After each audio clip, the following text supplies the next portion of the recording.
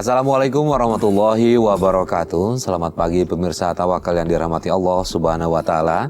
Senang sekali saya Farid Hasan kembali menjumpai Anda. Dan pemirsa, di video tadi kita lihat itu adalah salah satu reka adegan yang menimpa narasumber kami saat dia memiliki masalah dalam keluarganya.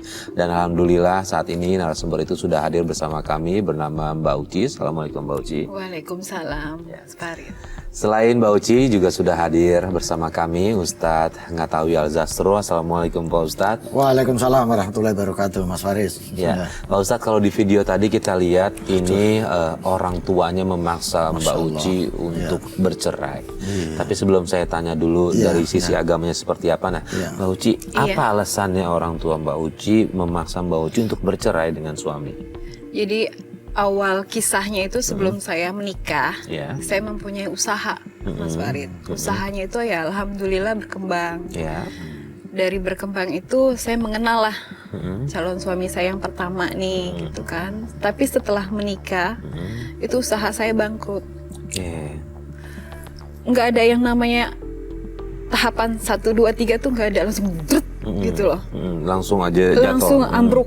Gitu kan. Nah akhirnya orang tua saya menyalahkan, gara-gara lu nikah sama itu laki-laki, usaha jadi bangkrut.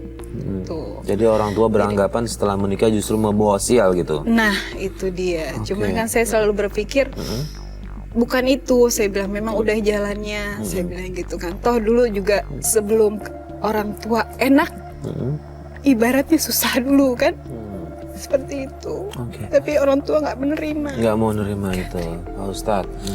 Berdasarkan itu alasannya orang tuanya memaksa Mbak Uci untuk bercerai, Pak Ustadz. Jadi saya sih sebetulnya pengen ngorek lebih lanjut sebelum jawab ini. Ini kira-kira kronologi bangkrutnya itu apa?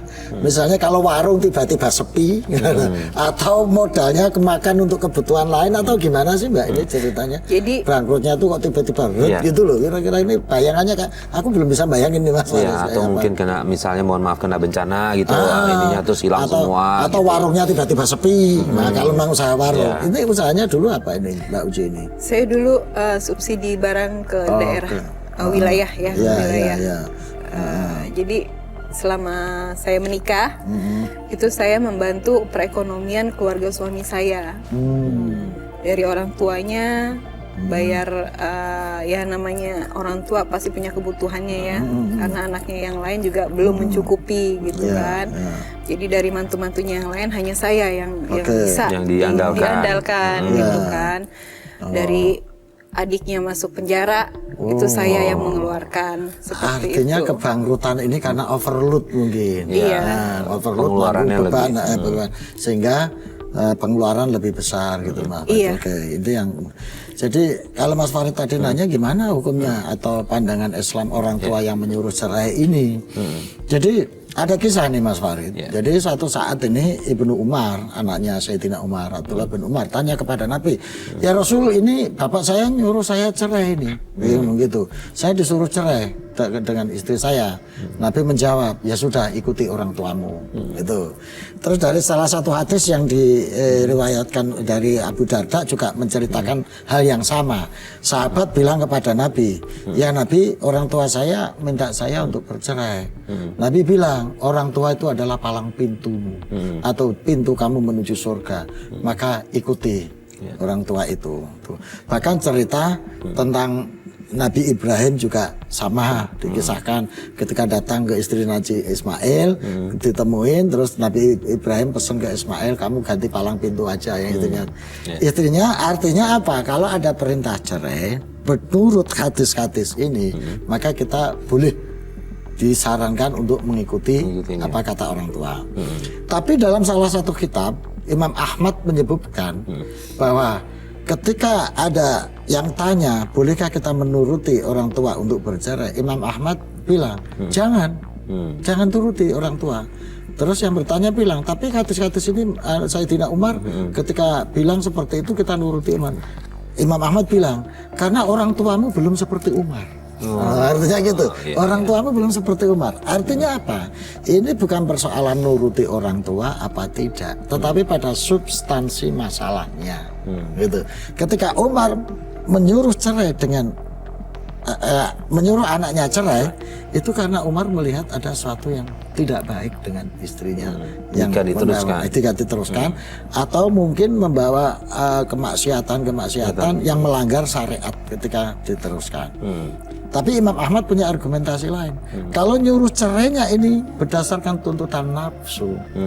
Misalnya karena jatuh miskin, suruh nyari ganti yang lebih kaya, suruh itu makanya Imam Ahmad katanya pernyataannya orang tuamu belum sebaik Umar, Sayyidina Umar itu, sehingga kamu nggak boleh menuruti kemauan dia karena ada sesuatu yang justru tidak baik kalau ini cerai. Gitu, Mas Farid. Mbak Uci, suami saat itu kerja apa sampai kok keluarga Mbak Uci menganggapan ini bakal nggak berjalan baik nih keluarga ini gitu? Iya, dulu suami saya itu bekerja di salah satu bank swasta. Artinya punya pekerjaan kan? Punya pekerjaan, tapi untuk menafkahi kedua orang tuanya itu tidak mencukupi. Oke, artinya penghasilan sebenarnya untuk keluarga Mbak Uci berdua aja itu cukup? Cukup. Oke. Nah, tapi kalau orang tuanya suami setuju pernikahan Mbak Uci? Orang tua suami. Kalau dari orang tua suami setuju, tapi kalau dari orang tua saya sebenarnya mungkin mereka tidak setuju karena awalnya memang saya mau dijodohkan sama relasi bisnis bapak saya gitu. Cuma saya nggak mau kan. Gitu. Saya bilang kalau misalnya saya dijodohkan, saya bilang saya tidak ada rasa suka, tidak ada rasa sayang untuk apa, saya bilang gitu. Tapi saya tetap mempertahankan yang mantan suami saya yang pertama ini. Oke. Nah,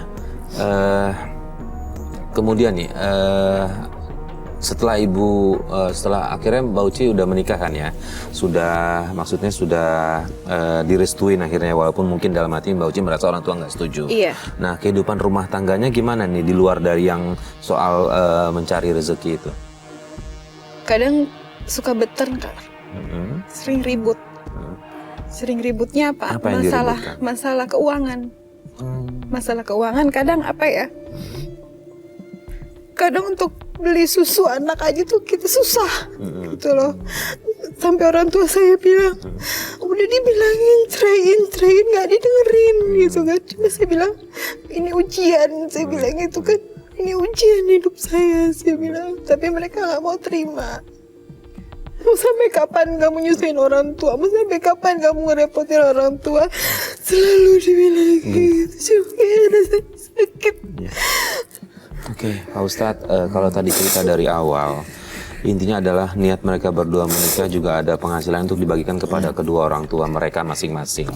Tapi faktanya adalah untuk kebutuhan hari-hari aja, mereka itu nggak cukup gitu, Pak Ustadz. Jadi ketika udah menduai sebuah keluarga, apa yang harus diutamakan ya? Apakah benar keluarga atau kedua orang tua?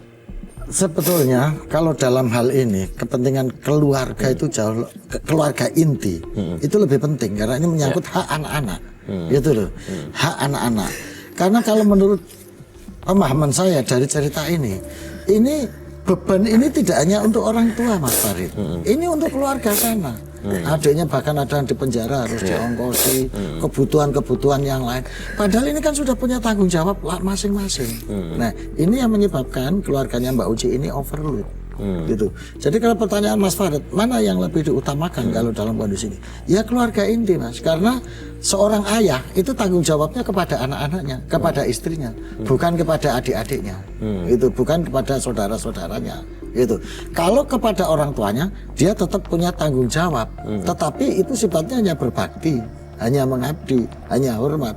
Nah, kalau dalam hal memenuhi kebutuhan-kebutuhan yang seperti ini, itu harus disesuaikan dengan kondisi anak ini. Jangan sampai mengorbankan yang utama, gitu ya, daripada untuk memenuhi kebutuhan yang sekunder. Apalagi kebutuhan untuk ini kalau saya lihat kan bukan kebutuhan sekunder, kecuali kalau ibunya memang sakit parah. Kalau untuk memenuhi kebutuhan keluarga ini harus lebih diutamakan kepada keluarga inti. Jangan sampai yang inti dikalahkan oleh yang sekunder. Maka kalau dalam konteks ini penafsiran saya, ini kasus Sayyidina Umar. Berarti harus mengikuti orang tua, gitu loh, karena orang tua melihat ada kebaikan di situ. Ini kalau kita mau menginterpretasikan dari hadis-hadis itu. Tapi saya tidak tahu Mbak Uci ini pilih pilihan yang mana. Jadi Mbak Uci, orang tua Mbak Uci setelah menikah, jadi katanya udah mulai terang-terangan ya, mulai melihatkan sikapnya nggak suka sama suami ya. Nah, ada apa nggak yang masih teringat sama Mbak Uci, perilaku keluarga sama suami apa? Dari orang tua ke mantan suami. Gara-gara nikah sama dia, lo jadi orang miskin. Oke, itu yang paling terbesit ya. Di sini ini masih terus terngiang itu ya. Sampai akhirnya memutuskan untuk bercerai. Iya. Akhirnya mengikuti. Akhirnya saya mengikuti orang tua. Setelah orang tua pulang umroh, itu orang tua masih ada di sana ya, masih ada di Mekah. Saya telepon, saya bilang saya mengajukan cerai. Sampai orang tua bilang, alhamdulillah. Itu. Berarti apa yang dilakukan Mbak Uci ini, kalau menurut Pak Ustadz sudah tepatkah mengikuti orang tua? Ya, kalau lihat konteksnya dulu, ya. Kan tadi orang tua menyuruh cerai ini dalam konteks karena melihat itu tadi. Ada kekhawatiran-kekhawatiran itu. Jadi kalau nyuwun sewu, kalau menyuruh nikahnya nih didorong oleh nafsu hanya gara-gara nggak setuju, hanya gara-gara punya asumsi menjadi miskin gara-gara nikah, itu sih menurut saya bisa dirundingkan. Tetapi kalau orang tua ini melihat bahasa kasarnya anaknya dieksploitasi, anaknya menjadi beban tumpuan sehingga menanggung kehidupan yang di luar kemampuannya, sehingga ini caranya harus keluar. Tapi sebelum cerai mestinya ini diajak berunding dulu. Saya nggak tahu suaminya, diajak omongan dulu baik-baik gitu ya. Ini yang saya sebut bukan karena dorongan nafsu, kebencian atau dorongan pikiran-pikiran yang suudon itu tadi karena miskin. Mestinya diajak dulu, dijelaskan suaminya. Sebelum cerai kan harus diislahkan dulu mestinya. Ini kondisinya begini, kamu lebih punya tanggung jawab anak, istri daripada saudara. Bisa enggak hidup bareng lagi, memulai dari nol, tapi untuk menghidupi keluarga. Bukan berarti nggak peduli sama saudara, bukan berarti lupa sama orang tua, tetapi ini ada yang lebih penting. Nah, mestinya digituin dulu Mbak sebelum cerai, sehingga perceraian itu betul-betul terjadi untuk kemaslahatan, bukan karena nurutin nafsu gitu. Oke, kemudian akhirnya bercerai. Sudah ada anak dari itu? Sudah ada 2. Iya. Laki-laki perempuan? Laki-laki dan perempuan. Laki-laki dan perempuan. Nah, setelah berpisah, kemudian butuh berapa lama nih Mbak Uci untuk memutuskan membuka hati lagi buat pria lain? Nggak lama sih Mas Farid, setahun terus saya sudah menikah lagi. Sudah menikah lagi? Iya. Terus gimana kehidupan rumah tangganya setelah menikah lagi? Setelah menikah, saya pikir bisa menjadi lebih baik gitu kan, karena memang suami yang kedua ini perekonomiannya lebih mapan lah. Tapi mungkin ada kesalahan di saya menutupi. Menutupi apa? Menutupi di orang tua kalau saya ini adalah istri ketiga. Jadi orang tua nggak tahu kalau Mbak Uci itu adalah posisinya istri ketiga? Iya. Oke. Istri kedua, istri pertamanya dari suami tahu? Istri pertama dari suami itu sudah meninggal. Sudah meninggal. Yang kedua? Yang kedua tahu, dan kami pun juga saling komunikasi. Saling komunikasi, artinya hubungannya baik di situ. Baik. Cuma orang tua aja nih yang nggak tahu nih. Iya. Oke. Iya. Sebelum saya tanya lanjut nih Pak Ustadz, boleh kita nggak izin sama orang tua? Padahal kan yang namanya pernikahan kan harus ada wali ya Pak Ustadz? Iya, kalau status sudah janda Mas, itu boleh. Oh boleh? Boleh. Bahkan para fuqaha bahwa wanita yang sudah diceraikan suaminya dan sudah selesai masa iddahnya, maka dia berhak memutuskan untuk mengkawin meskipun tanpa wali. Bahkan walinya pun sendiri tidak berhak untuk mencampuri dan memaksa. Misalnya wali bapaknya dia memaksa kawin dengan ini dengan itu sudah nggak berhak lagi. Jadi janda itu dalam prosedur hukum atau dalam ajaran Islam itu sudah diberi hak mandiri untuk menentukan hidupnya. Tapi kan dia tadi ngomongnya nggak tahu orang tuanya itu nggak tahu kalau istri ketiga apa nggak tahu kalau mau kawin lagi. Berarti waktu menikah tahu kan? pas nikah.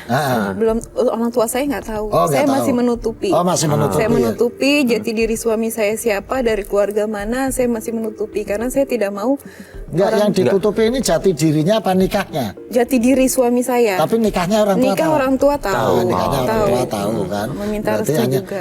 minta restu juga. Berarti Iya. kalau ini kan berarti orang tua tahu minta restu gitu. Intinya yang orang tua nggak tahu adalah posisi si suami istri ketiga. identitasnya, identitas Identitas suami. Jadi kalau pertanyaannya itu janda itu boleh nggak pakai wali Mas Fahri? Iya, boleh ya. Boleh nggak pakai wali gitu. Baik.